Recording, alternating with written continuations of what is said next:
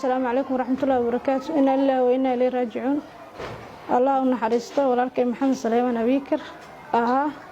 saaxiibkay xabiibkay walaalkay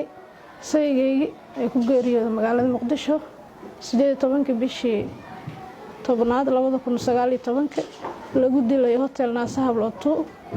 asagoo markaas cadawgii oo beegsanay aysan ahayn ay tahay dad walaalihiis inay ku dileen dhacdadaas oo ay dhaxda xanuun badan saameysay ummadda Soomaaliyeed markii joogto taariikhdiisa markaas kooban uga hadlo maxamed wuxuu ku dhashay degmada Mahaday tuulo hoos timaado la yiraahdo Mirtugo 1982 wuxuu ku barbaaray halkaas soo dugsi Quraanka ka bilaabay ku bartay kitaabo cilmiga ka soo raacday sheekhiisa Sheekh Ismaaciil Sheekh Maxamuud Sheekh Muuse asagoo 12 jir ayuu soo galay magaalada si uu cilmiga ugu siyaasado halkaas waxa ka soo bilaabay taariikh nololeedkiisa magaalada isagoo kitaabada akhrisanayo ayuu haddana wuxuu ku biiray maxaakiimta islaamiga ahayd halkaas oo kala soo bilaabay Sheekh Shariif shaqo intaas uu ku soo jiray halgan wuxuu haddana dib ugu soo laabtay markii maxaakiimta ay bixeen magaalada wuxuu ka howlgalay gobolka Shabeellaha Dhexe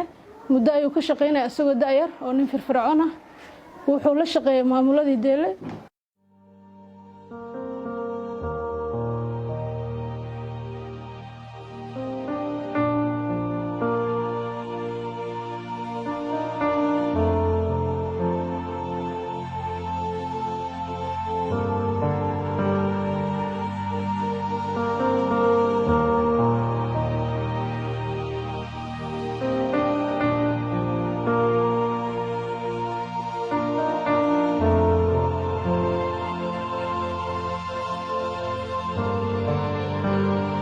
aniga noloshiisa waxaan ku soo biiray 2010 bishii 10aad 8deedii xawayte sanad guuradii xawayte 10aad ayuu xawayte 10 maalmood ka qaatay 9 sano wada nooleen wuxuu ahaa saaxiib qaas waxaan ahaa anigu xawayte sawjad markaas aan ahayn inay tahay sawjadiisa kaliya laba gabdhood iyo laba wiil iyo siyaada hadda jirto aan rajaynayno inay xawayte ay nagu soo biirto waxay noqon doonaan horta Ilaahay og laakiin xawayte 4 caruur iyo siyaadaas asagana wiilka horeeyay lahaa xawayte 4 caruur oo inta badan xawayte ayeeyaal ay xawayte ay iga saacidaan korintooda laakiin inta badan xawayte aniga ahaa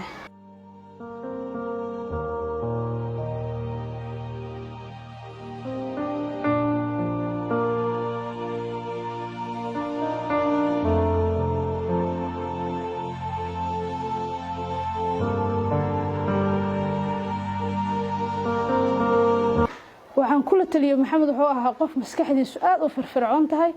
aadna u xawayte naxariis iyo xawayte waxaan guraaday awood fara badan ay ku jirto ay kiigiisu aad u shaqeynayo dhanka waxbarashadana uu ka habsaamay waxaan kula taliyay waxbarashadii bilaabo waxbarashada ay halkaas ka bilaabay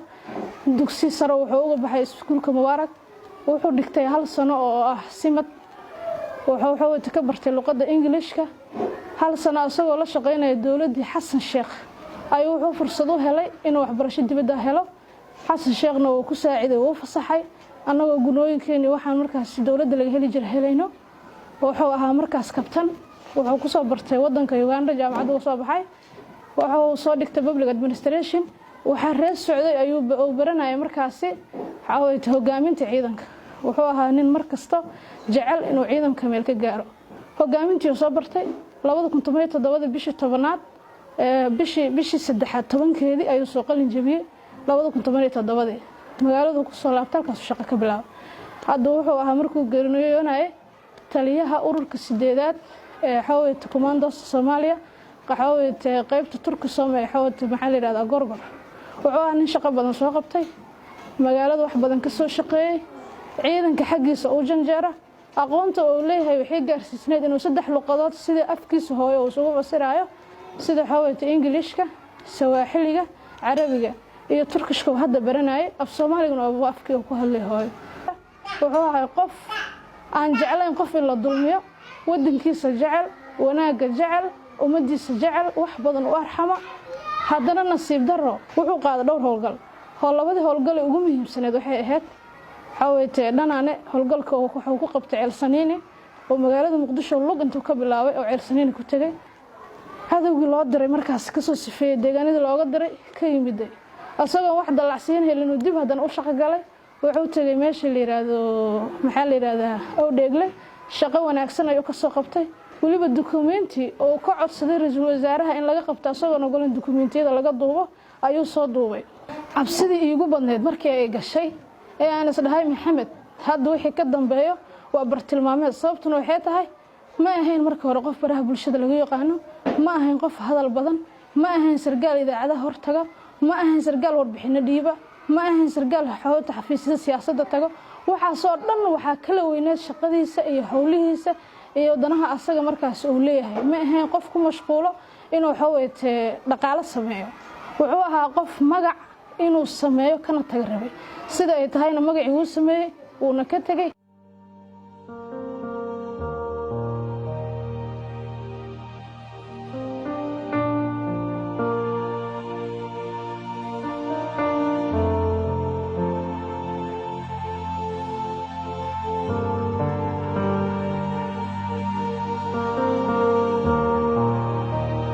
sabtiga uu dhimanay talaadadeed ayuu dokumentigiisa shahaadooyinkiisa oo dhameystiran ayuu wuxuu yiri madaxtooyada laga rabaa maxamed jooji shahaadooyinkana qaadis halka shahaado dugsiga sare iyo shahaadada jaamacadda kaliya qaad dibloomoyinkan waxaan faraha badan ee aad xoo takhasusiyadan aad leedahay tirada badan jooji maxaa yeelay adiga xooweet wax kasta ay ku keeni karaan because kuma jiro saraakiisha Soomaaliya sargaal asaga lamid ah aqoonta ku gaarsiisan yahay kartida geesinimada awoodda firfircoonida daacadnimada waxa aan loo siisanay waxeed ummadda Soomaaliyeed ay tabi doonto ciidanka Soomaaliyeed ay tabi doonaan daacadnimadiisa himiladaas iyo hamigaas oo lahaay waxa soo hor istaagay doqoman aan dhihi karaa waliba ma ahan ma la dhihi karo waa Soomaali dhaba lama dhihi karo waa qof nasaba lama dhihi karo waa qof nikaax ku dhashay qofka ku fikray maxamed inuu dilo qofka ka soo qaaday fikirkaas qofka dilay iyo qofka dilka ku fuliyaba intaba waxa la dhihi karaa wax cirdigooda iyo nasabkooda wax u dhimayeen sababtuna waxay tahay ma ahayn maxamed qof qabiil ku tiirsan ma ahayn qof qabiil ka sharaxa ma ahayn qof qabiil shaqo ku leh ma ahayn qof dhaqaale raadisa qof intaas oo dhan aan sameynaynin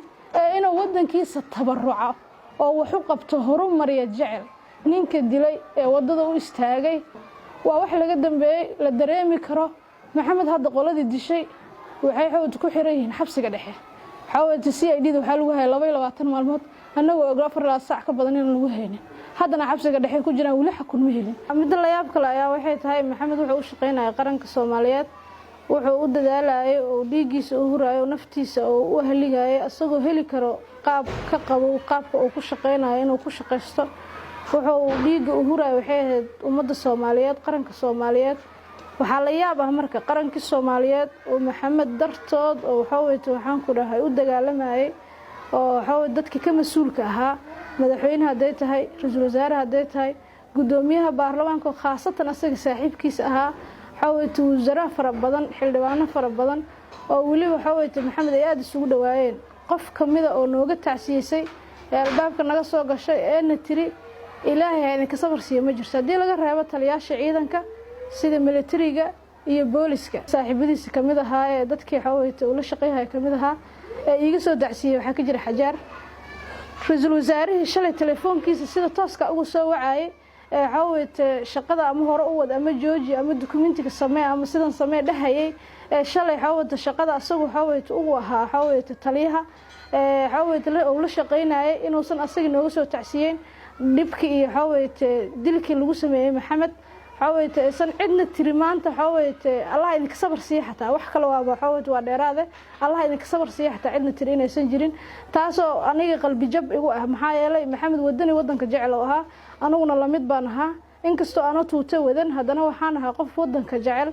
u shaqeynaysay inta soo dadaalaysay hooyadu sideeda dhanba ayadaaba qaran socdaa because way dhale way korinee way haysaa qarankuna wuxuu ku dadka uu ku dhisan yahay marka waxaan aad ugu xumahay haday madaxweyne ahaan lahayd ra'iisul wasaare gudoomiye baarlamaan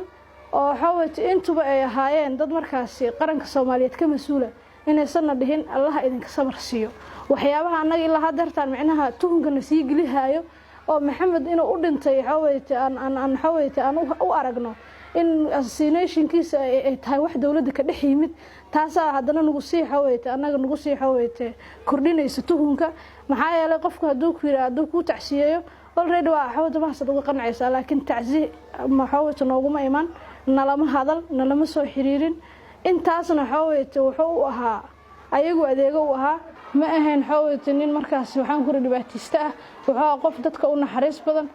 dadka Soomaaliyeed sida u saameysay deeridiisa laga dareema anigoo ka xanuun badnaa waa ka sii adkaysan badnaa sababtuna waxay ahayd maxamed subax kasta markuu quraacdo baxayo ogow inaan dhiman karo ogow in la igu daba jiro ogow inaan xaweyto wax kasta dhici karaan mar kastaba ballan dardaaran u malaysid inuu maalintaas iyo maalmo ka horeeyaba inuu sameeynayo ayuu sameyn jiray iimaankaas qof la dhimashada ku tashano ahaa qof salaada aan ka tagin oo ahaa qof Soomaalinimada iyo diiniyan iyo akhlaaqiyan Ilaahay uu sameeyay buu ahaa marka Ilaahay uu naxariisto walaalka qabrigiisa khayr Allah ka siino naga reestaan rajayna laakiin anaga ka rees